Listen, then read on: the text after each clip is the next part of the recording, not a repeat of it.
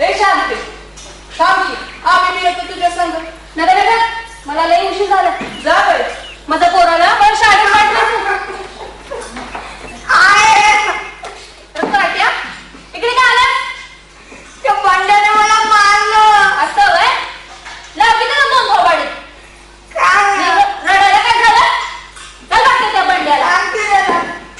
मला मारतो बघतो त्याला. आत्माराम भाऊनी घरण बांधलं पण गावापासून कितीला. वय वय घरची कामं करून पाण्यासाठी यायचं म्हटलं की जीव पण नको सावते.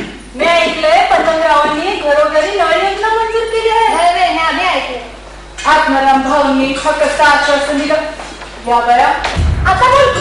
आता काय बातमी बोलतो? हा माझा नवरा जिथं होता तेव्हा आत्माराम भाऊ करून यायची. आणि आता तिच्या काय लादी लागली. वय वय जा लई आली मोठी शाही लाज नाही मिळालीला.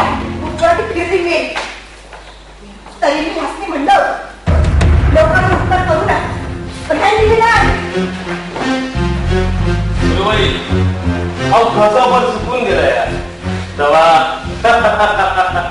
काय बाबूराव वय मान कशाला फार कोरड पण यार मला बाबूराव तो तहानलेला माणसाला वय पाणी बदलत. तुझी हितवार बदल केली व्हायला मुडद्या. मी तुला ह्या आधी सांगितलंय या गावची नटवी नाही. हिरूबाई म्हणतात मला पुण्याला जर माझ्या वाटताना जाशील ना तर मुडदात काढील.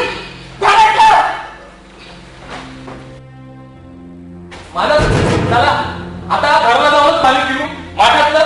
म्हणजे मला मी काय म्हणतो का म्हणजे कसं आहे घरातलं पाणी पाण्याचं कसं बरं नाही का. तुझ्या जीवाला आणलं ऐकलं ना ते हिरून ऐकलं तर ऐकू दे. बाहेर मला थोडं पाणी मिळेल का. पाणी कशाला प्यायला हवंय. नाही नाही प्याय नका प्याय नका. मग त्या पुतळ्यावरची घाण साफ कराय. ए बाबा लय लांबनं धान्यावरनं पाणी आणले. कमाटे पार मोडून गेले. हो बाजूला आला मोठा शाळा. ए बाहेर नाही अगं ऐक.